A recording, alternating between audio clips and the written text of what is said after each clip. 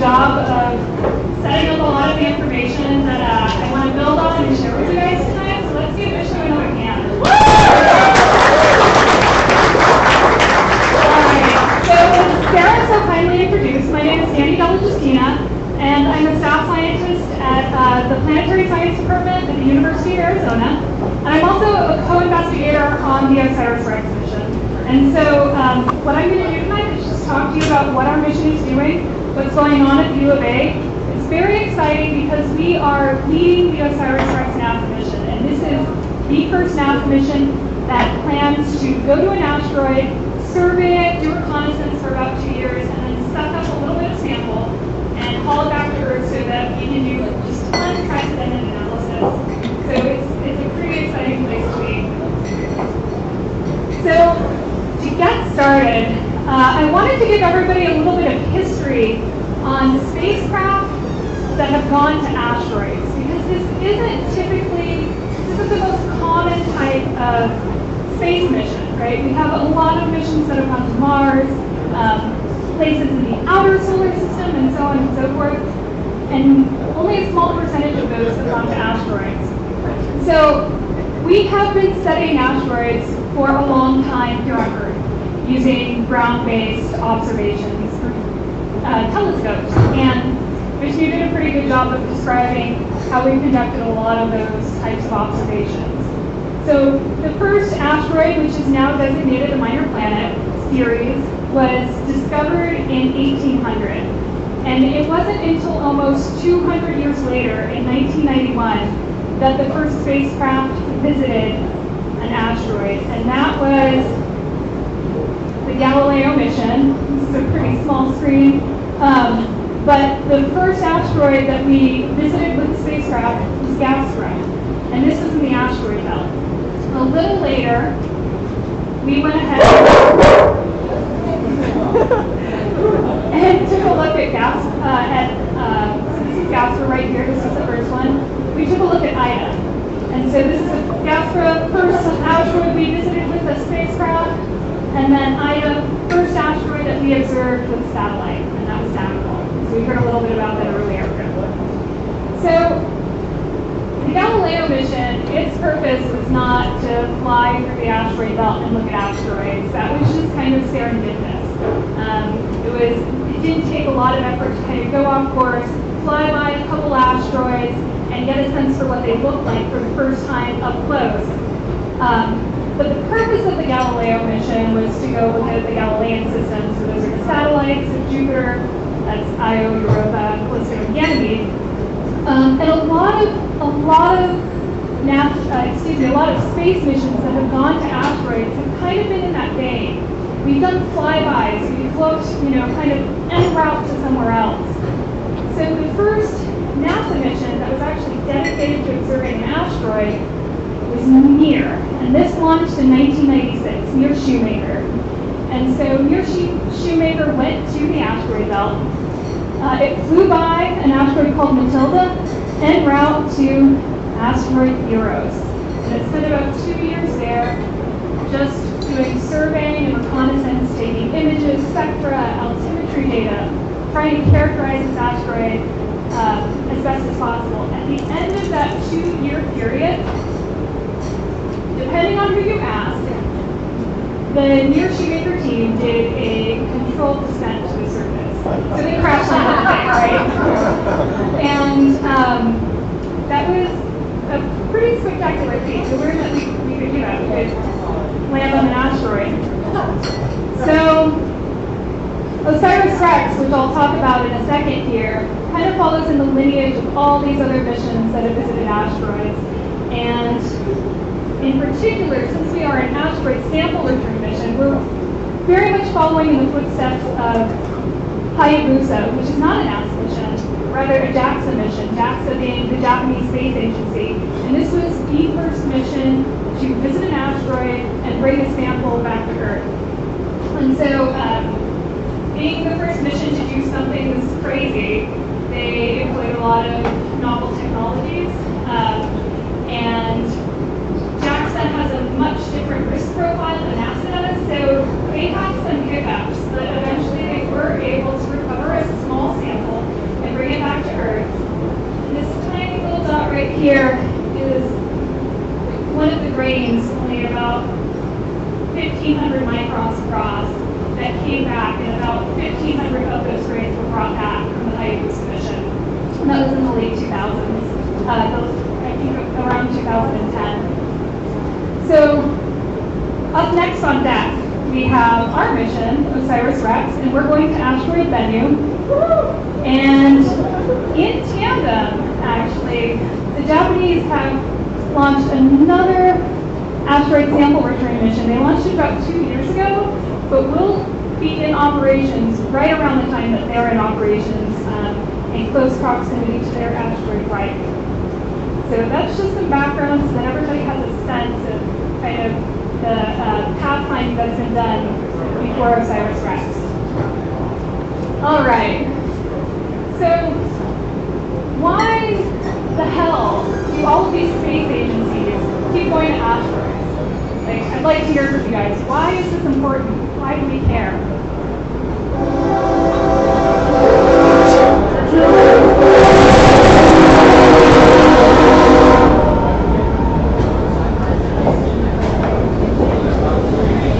What are your thoughts, guys?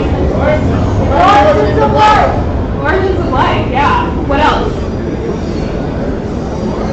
Anything else? Because it's cool. Yeah, because it's pretty cool. We heard about maybe getting rich or maybe dying. Those are kind of, things we're interested in. So all of this is pretty encapsulated by our motto on the mission, which is exploring our past and securing our future. It's kind of cheesy, but it's true. And I think we've heard a lot of good background on these two right here. So mitigating impact hazards, and maybe someday developing a space economy. Maybe when we've depleted a lot of the natural resources here on our own planet. A lot of asteroids represent really primitive planetary material. So on Earth, a lot of the precious metals, platinum, gold, and so on and so forth that are used, not just they're not just considered valuable, but they also are very important to economic processes. Platinum is a major catalyst in oil production and so on and so forth. They're fairly accessible on asteroids because asteroids, a lot of them haven't differentiated. So all of those precious materials, precious elements just sink to the core the way they have on Earth, leaving just a small reserve on the surface. But a big piece of our mission is revealing the solar system history. And so the asteroid belt is pretty important in that it represents what was left over after the solar system formed. There's a lot of this rocky material that's very primitive. And a subset of the asteroids that are in the asteroid belt are especially primitive. So they're dark, they're carbonaceous, they contain a lot of material that, if it had been heated and processed and metamorphosed, would have been volatilized off the surface. And a lot of this material is organic rich. And so in particular, and I'll talk about which asteroid we're going to in a little more depth, but in particular, the target of OSIRIS-REx, asteroid Bennu, is quite rich in a lot of this primitive carbonaceous material.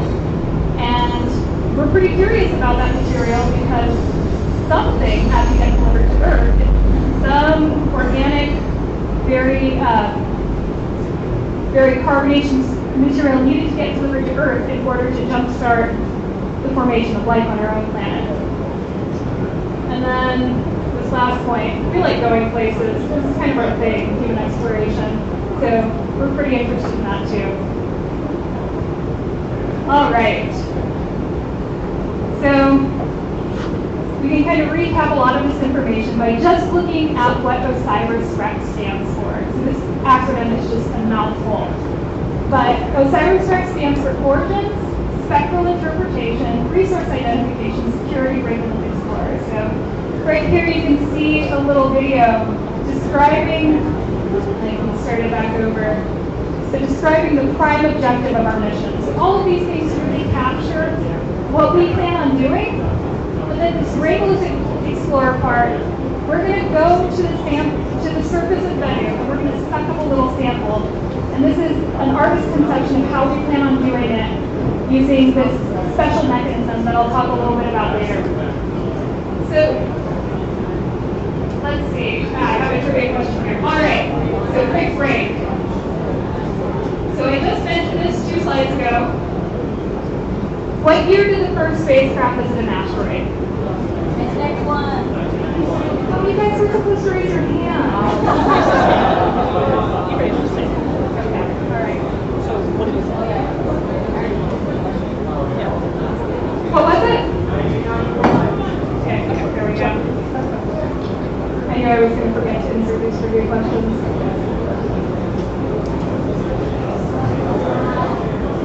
All right, I got it. So, orbits. I just talked about this.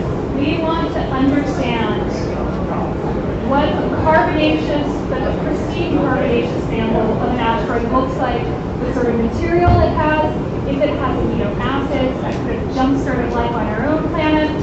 And so this is really one of the most fundamental goals of our mission. As Giustina mentioned, we do have a lot of material on Earth that's fallen from asteroids, now exists in the form of meteorites. But this material isn't necessarily pristine.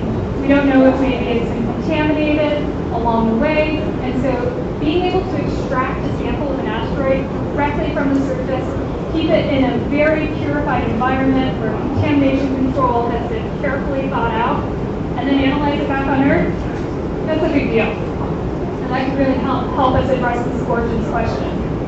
The second one is spectral interpretation. So we have taken so many different observations of asteroids here on Earth for about 200 years, as I mentioned earlier. And every time we have the opportunity to visit one with a spacecraft, we get a little bit of a better picture of how to interpret our ground-based data. Because now we're looking at something that's surface resolved, and we can look at it at much, much higher resolution. Resource identification. So understanding what sort of resources are potentially available on a dark carbonaceous asteroid. And how many of you guys have heard of Planetary Resources? Yeah, okay. So this is the company that intends on mining asteroids, right? And it might sound a little crazy, but one of their first goals is simply to extract water from asteroids, because it actually costs a ton of money to launch water from Earth and bring it into space. So some of this more organic material and just basic elements and molecules might be really useful to be able to mine from asteroids. Security, and I'll get to this in a little bit. We want to know if this thing is going to hit us someday. And there's actually good reason to be curious about that. And then, as I mentioned, Regulus Explorer. So we're going to explore the Regulus by sampling it and directly contacting it. All right, so here is more information about our target. This is asteroid Bennu. And so we have done a very good job of characterizing Bennu to the best of our ability from the ground and from low Earth orbit using Hubble, Spitzer, and a couple other space-based telescope assets.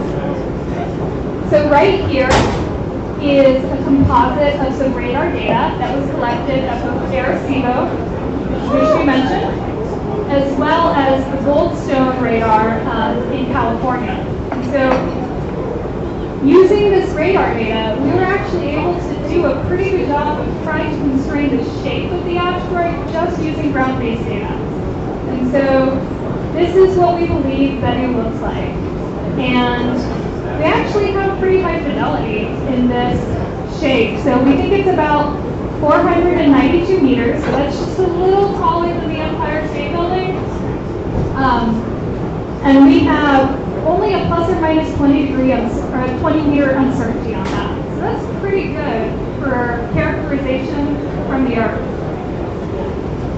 We think the shape is kind of a spheroidal spinning top. Kind of looks like a Dungeons and Dragons dice to me. And and then they rotate about once every 4.3 hours. So a day on Bennu is only about 4.3 hours long. And then we have a very good sense of its orbit. So I'll just start this over really quickly. So you guys can see that our Q36, it crosses, and this is the designation of Bennu. So Bennu and Earth get mighty close, right? That's a little unnerving. And that was actually one of the reasons why Bennu was chosen as a target for OSIRIS-REx. One, it was really super well characterized. Two, it's dark and carbonaceous, so it has that primitive material that we're really interested in sampling so that we can try and get a sense of what carbonaceous and organic material was present in the early solar system. And then three, we're very interested in understanding its potential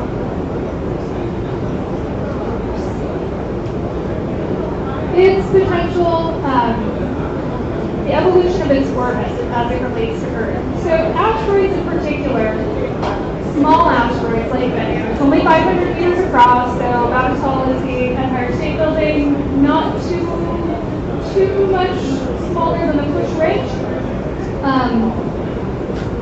They can get a little bit of force imparted on them through the sun in a process called the Yarkovsky effect, or Yarkovsky acceleration. So because these objects are being bombarded by solar radiation, which imparts a little bit of momentum, their orbits can kind of slowly drift over the course of many years and deviate from the Keplerian forces that we normally expect govern these bodies. And as a result, there's uncertainty associated with this orbit. And when this orbit is this close to Earth, that's kind of concerning, right? So there is about a 0.03% chance, 0.03%, that Bennu could impact the Earth in the late 2100s, so 2175 to 2195. But going to this object, taking much higher fidelity data about its position in motion is going to help us kind of rinse out that fact. All right, so how do we plan on characterizing Bennu with the OSIRIS-REx spacecraft? We have a ton of instruments. We are throwing all these instruments at this asteroid in order to determine the bulk local properties, and then also try to figure out what is the best possible spot that we can apply our sample. So I have a trivia question here. What does the O in OSIRIS-REx stand for? Margin. Right there. You can raise your hand. She has an awesome t-shirt on. I saw her. Cool.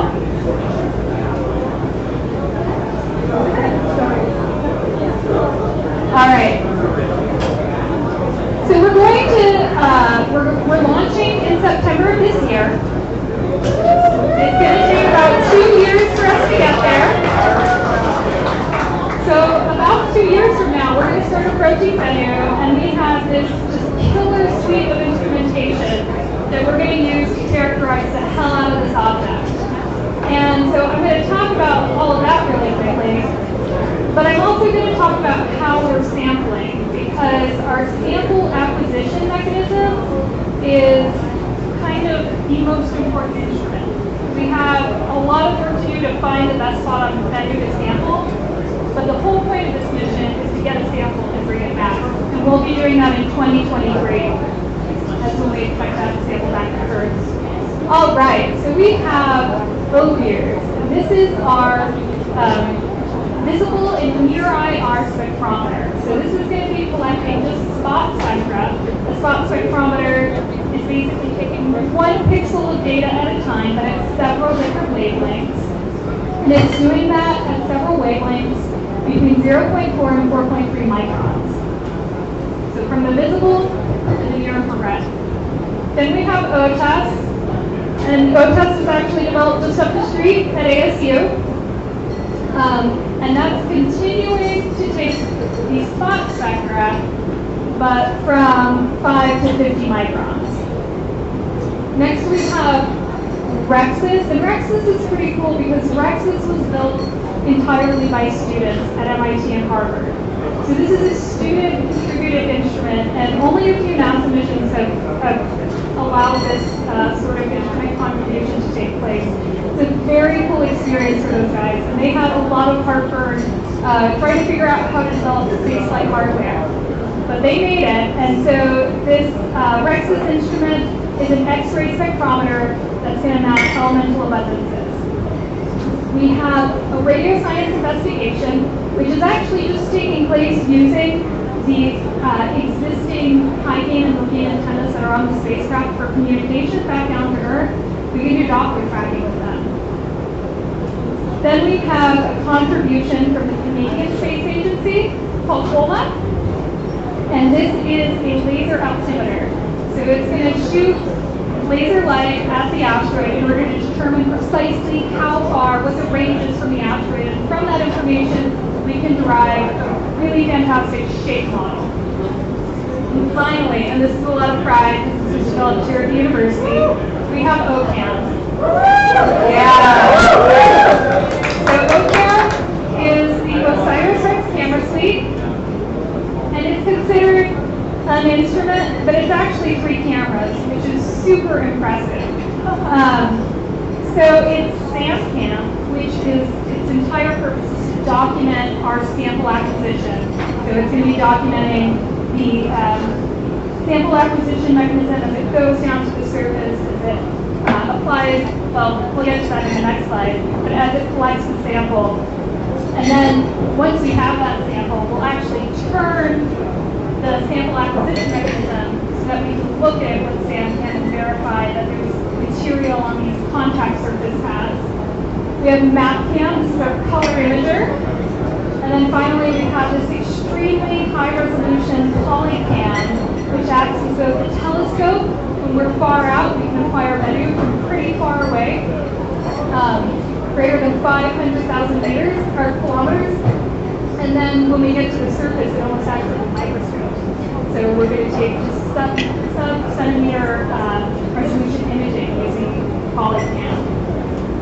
And finally, we have our tag stamps. This video is a little slow, but it shows this just amazing sample acquisition mechanism that was developed for us by Lockheed Martin. So you can see that it's going in. This is the chamber that's going to collect the sample. It releases a little bit of nitrogen gas. And through that process, it's disrupting the sample and collecting it into a chamber. It's a little better illustrated on my next slide. So this is the first NASA mission that's ever used this sort of touch and go, is what TAG stands for, sample acquisition mechanism. And then I should add on the top, let's start it over. Right here on this annulus that's kind of at the edges of the mechanism, there's these contact pads that are almost like steelable Velcro. So in the event that something doesn't go right, we end up collecting as much sample as possible. We have kind of a backup mechanism for making sure that we really grab material that's on the surface of the Bennu. And I think this video actually comes from a test that was done at 0G in one of the vomit comets. So we have tested the heck out of this thing to make sure that we understand its behavior. It might not behave the way we want it to. We'll understand it. All right. And so this is just a little diagram. It's just a cross-section of that mechanism. And you can see that we're going to have nitrogen gas, ultra-pure nitrogen gas, come through the sides of the sample acquisition mechanism. They'll agitate the surface of Bennu, and then subsequently we hope that regolith, which is kind of like the gravel that sits on asteroids, will get disrupted. It'll move upwards as a result of that disruption, and then there's these little mylar flaps that just act as one-way gates. So material will move up there and get trapped. And we hope to collect our threshold, I believe, is 60 grams, and we can collect roughly twice that with all of the testing that we've done in low gravity environments. So we're really, really optimistic that we're going to collect a lot of this samples. All right, so what are we going to do with all these instruments? Well, we're going to mount this thing. We're going to mount this thing for a long time, for 2 years, until we figure out exactly where we want to sample. So we're going to get color imagery. We're going to understand the shape and all of the slopes. At the get-go, we're going to take a lot of imaging in order to refine a shape model so that we understand what this asteroid looks like. Then we're going to determine the surface composition with our visible and near IR spectrometer, as well as our thermal spectrometer. This is also going to provide us with information about the temperature of Bennu. And then we're going to be able to determine surface accelerations using the radio science, the high gain and low gain antennas for Doppler tracking. And finally, we're going to integrate all of this data to come up with the distribution of regolith and also the composition of the regolith. And using an integrated set of data, we'll be able to decide where exactly we want to sample. So, this is our mission timeline. We were selected in 2001, and I have to say, the selection where we finally got approved to go all the way through the project to become a flight mission took a very long time. The mission was actually first proposed in 2001. It was re-proposed again, I want to say, in 2007. And I worked on that as a student. And then finally, when we submitted our proposal to a new program, we were eventually selected in 2011. So these missions are a real labor of love because it takes somebody being very dedicated for a long time to make it happen, to keep reproposing, getting shot down until you make it. We got confirmation in 2013, and we have been busting our asses since then, waiting for launch. The launch is right here.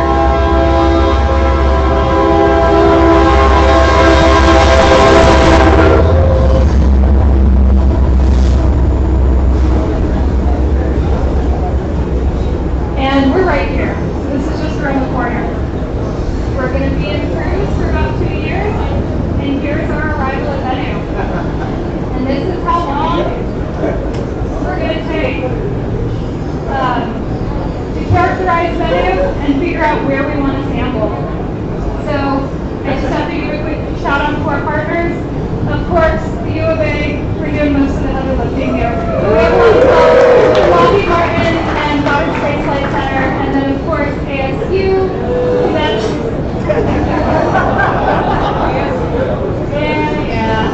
the Canadian Space Agency, the French Space Agency, the United Launch Alliance, MIT, and Kinetics is doing our space flight dynamics. Spokane developed here at the U of A. And I really hope to have the opportunity to come back and talk to you guys, and we actually have some pictures of this damn thing. So, thanks everyone.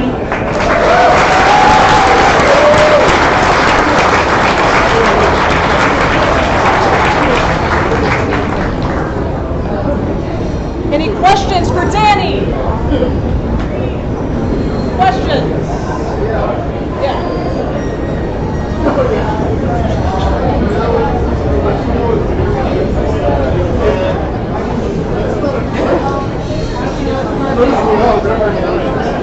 And how do you know there's regular?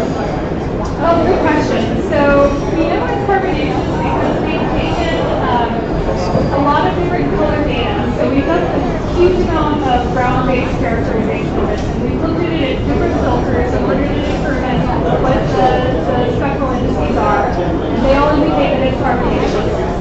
As far as whether or not there's regolith, we did take some data with the Sensor Space Telescope, and the thermal inertia derived from that Sensor Space Telescope data gives us a good indication that there's a reasonable amount of fine-grained material on the surface.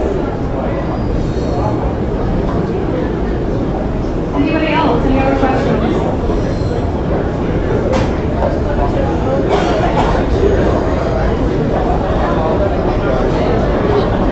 That was thank Dani again.